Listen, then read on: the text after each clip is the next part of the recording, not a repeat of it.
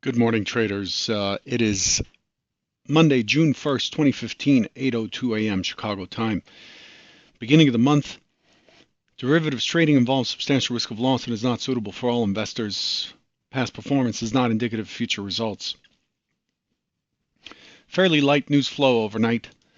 The major European PMI manufacturing data is mixed. France beats with Germany and Eurozone missing.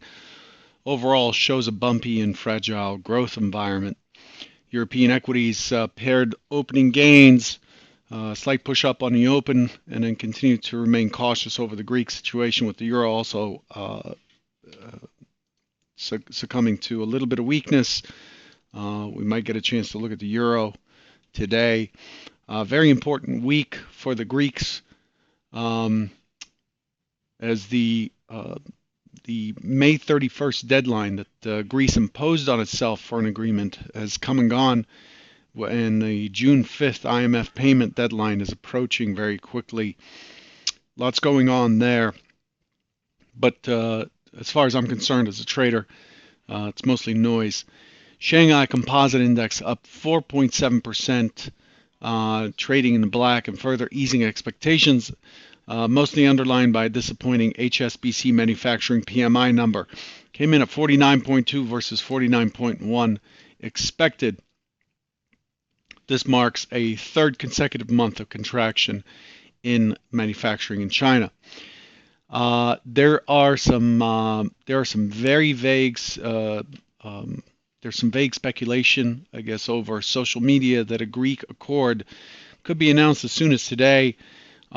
Keep your ears open for this. If there is an accord, an agreement that goes into place with the Greeks, this could be a big mover for us, basically across the board. If you're in the euro, US dollar, euro, anything pair, you're going to see quite a move there as well. The market does not like uncertainty. The market responds very aggressively to uncertainty, and there's a lot of uncertainty here. Once that's resolved, we expect the market to revalue itself. Again, the high in the S&P is not that far away, approximately 25 points or so. Germany's May preliminary CPI came in at 0.1 in line. And then at 7:30 in the U.S., personal income came in at 0.4 versus 0.3. Personal spending 0 versus 0.2, slightly worse. PCE core came in 0.1 versus 0.2. And then finally, Fed's Rosengren just came out a few minutes ago saying that conditions have not been met for rate hikes. Fed is well short of its employment and inflation targets. And that didn't do very much to the current trade, but treasuries have broken to the upside. We'll look at the 10-year notes breaking out of their triangle last week. Treasuries breaking to the upside, and just showing us that they expect the temporary expectation there is that no hikes in the time being. Looking ahead at today, we have the U.S. manufacturing PMI coming in at 8:45 Central, 15 minutes after the cash open. At 9 o'clock, we have construction spending expecting 0.7%. ISM manufacturing also at 9 o'clock expecting 52. The range of expectations is 51 and 52.5. And then other than that, it's pretty clear. Rosengren is speaking currently, so be cautious there. Fed's Fisher is coming out and releasing remarks on the financial crisis in Toronto at 8:30, and ECB's Lycanen speaks to the Bank of at the Bank of Finland at 9 Central. And then as far as auctions, 3 and 6 month T-bill auctions, these are weekly for $48 billion at 10:30. Since it's Monday, let's look at the week ahead just to get an idea of where we are. Tomorrow, we have the Reserve Bank of Australia and India rate decisions. German unemployment, Eurozone CPI, you want to pay attention to that if you're in the Bund, Babel, Schatz, Euro, so on. That's expected tomorrow. API crude oil inventories, and then we have ECB's Visco speaking. Wednesday, Chinese HSBC services, as well as services in France, Germany, Eurozone, UK, and US. We also get US ADP on Wednesday, trade balance, ISM non-manufacturing, and Fed's beige book, in addition to crude oil inventories. But the key one is we're getting the ECB rate decision on Wednesday, as well as a press conference with Draghi. Fed's Evans speaks on Thursday. We're looking for the Bank of England rate decision, expecting everything to be the same. U.S. weekly jobs data, as well as Fed's Tarullo, ECB's Mersch, and Not. On Friday, we have Eurozone GDP, and then we have U.S. change in non-farm payrolls and the unemployment rate. So unemployment Friday, and then Fed's Dudley on Friday. So a fair amount of activity on the calendar this week. Let's switch gears and look at what we did here as far as technically.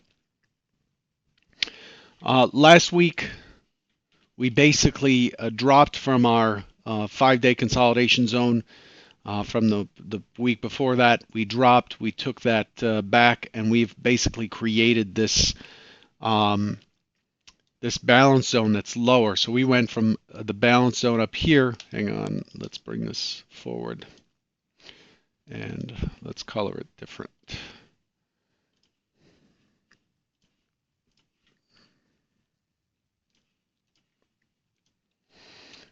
So we brought this balance zone down from the top and just brought it lower. And currently we're trading in the 2112, 2113 handle. Overall, just a very sluggish market, sitting sideways, as you can see here, since February. We keep pushing highs, but not by much, maybe 10 points at a time, as previously discussed.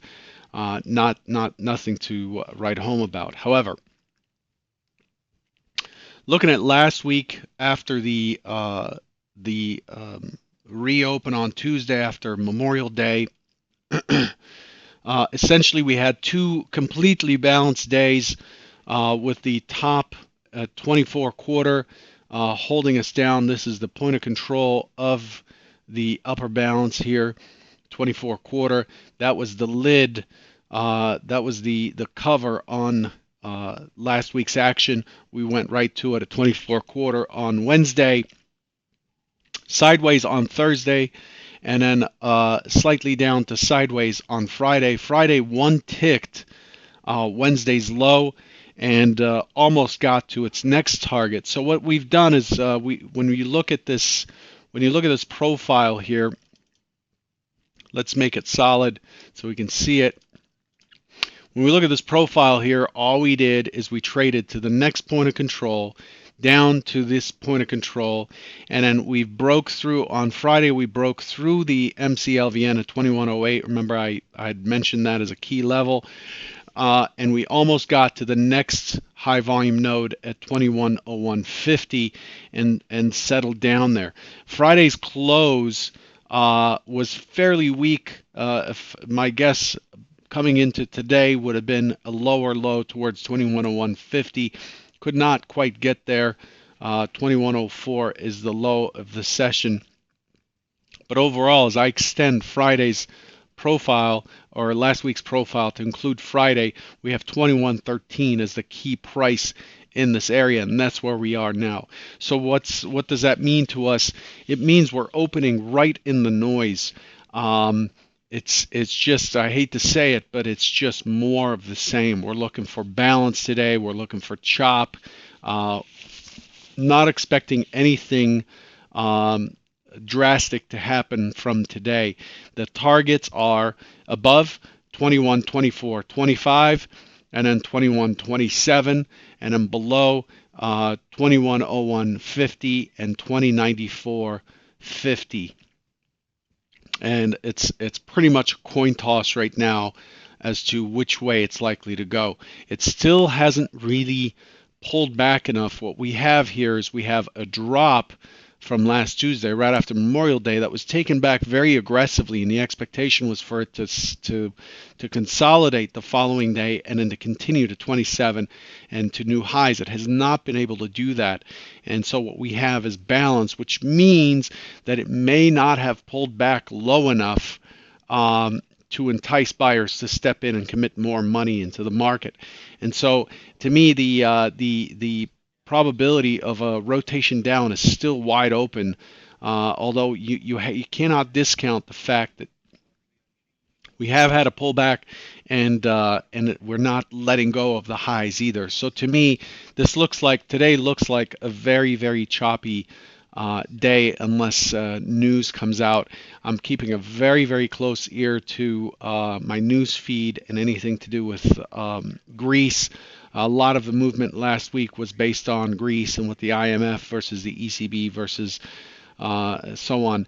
It's just a lot of rumors flying around. So that's basically what's driving this. The market is resting, it is balancing, it's sitting sideways. May is over.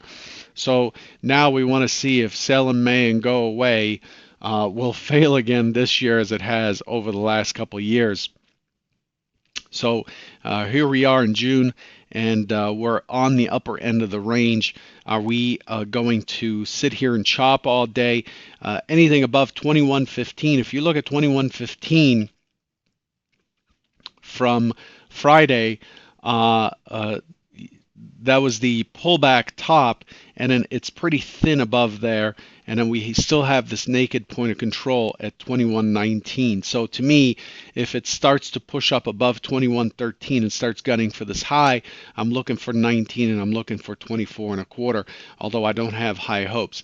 It is that time of year when we start to get more picky and be forced to be more patient with our trades as we head into the summer. Not much more I can say here. I don't have a very good hypothesis. I've given you the upper levels, the lower levels, but to me it's a coin toss as to which way it goes. The structure that we left behind on Friday, although we have a nice taper on the profile, the structure we left behind on Friday is saying that it's likely that it would rotate down more than up, but the overnight session kind of negated that. If you look at the point of control, it's moved from 21 quarter down to 19, down to 21.0550. The market closed just above it at 21.0775. And is trading above it, but overall the value trend is lower, and so is the price action for the last couple of trading sessions. So there's maybe, if I had a gun to my head, I would say the lower side has an edge, a slightly more of an edge over a rotating higher. However, we're opening right up against this MC point of control, and it just makes for a murky probability to handicap which side is likely to go or to go first. The overnight session is not giving us any clues. We do have a point of control that's higher. The overnight session has some really good volume, almost 200,000 contracts traded overnight. And so it's a fairly active session. It has tested higher, dropped below to 2104, right against Friday's value low, and has pushed up to 2115.75 and is resting above the mid. So it's however, the profile does not show any consensus. It's just basically showing a fairly boxy structure, but overall we did have an impulsive move up, so the expectation is for this to continue higher, but it could easily fail at or just above the overnight high for a rotation lower to finish Friday's structure. It's just hard to tell. For me today, it's going to be watching very carefully which side has the upper hand and just waiting for the market to tell me, not for me to guess against it, but to tell me which side is gaining the upper hand. Keep an eye out on 2108.50 once again. If that goes, I'm going to be stalking short, looking for the 2105.50 and then potentially 2101.50 as the next targets. Again, your key levels below are is 94.50 now. So that's where I would be looking for an extended target. But I'm not looking for a trend day. We'll see what happens. It's 8:17. I'm running out of time, but I wanted to show you the 10-year. The 10-year had formed a triangle here and has rotated up. Remember, the 10-year is trading September. We're in the September contract. We've rolled. And it was expected that this was an impulsive move. Wasn't sure if this was the continuation move. It turns out that it is the continuation move, and here's the corrective move, pushing up. The target for the 10 years 128.03. 128.03 is what's likely to get tested next on the upside. I'll leave you with that. Good luck today, and I'll catch you tomorrow. Take care.